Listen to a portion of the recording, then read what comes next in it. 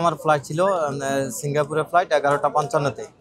এখন আমি আসছি আসা তো আপনার এই আগুনের কারণে ফ্লাইট নাকি বাতিল হয়ে গেছে। এখন সম্পূর্ণ আমরা জানতেছি না, অপেক্ষা আছি যে পরবর্তী নির্দেশনার জন্য।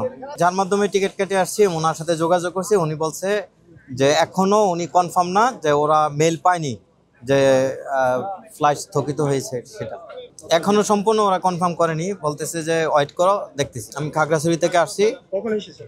আমি আসছি আপনার এই সন্ধ্যার দিকে আসছি। আশা করতেছিলাম যে আগুন নিয়ন্ত্রণে আসবে, তারপরে হয়তো ফ্লাইট চলাচল শুরু করবে, তারপর আমরা যাব।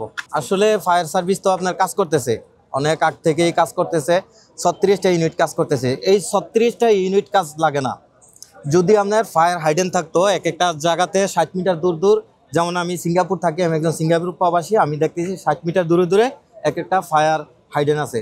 ওই ফায়ার হাইডেন থেকেই আপনার মনে করেন যে 5 বার এটা প্রেশার থাকে। ওই প্রেশার থেকে যদি এনাফ না হয়, তাহলে এই যে আপনার প্রেশার ইয়ে আছে, গাড়ি আছে, ওইটা দিয়ে আপনার কাভার করে দিবে।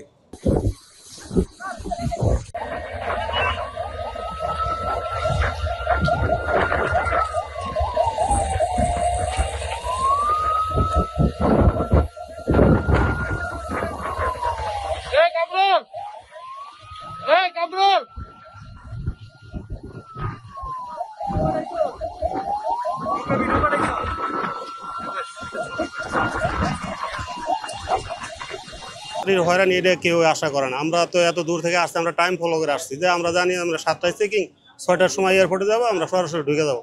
কিন্তু এটা আমরা বাড়ি থেকে আসার পরে দেখি এই অবস্থা। এটা তো আমাদের জন্য একটা দুর্ভোগ। এইভাবে বসে থাকা তো আমাদের কোনো মানে হয় না, এটা তো আমরা আশা করি না। 23 তারিখের যে আপনার ভিসার যে মেয়াদ আছে, এই 23 তারিখের আগে যে কোনো সময় আপনি যাইতে পারবেন, কোনো সমস্যা নেই। আপনি কোন দেশে যেতে চাচ্ছিলেন?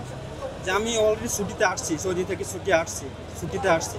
এখন আমার ব্যাক করতেছি, তো এই জন্য এই সমস্যাটা আজকে হয়েছে আগুন লাগার কারণে। এখন কি করবেন?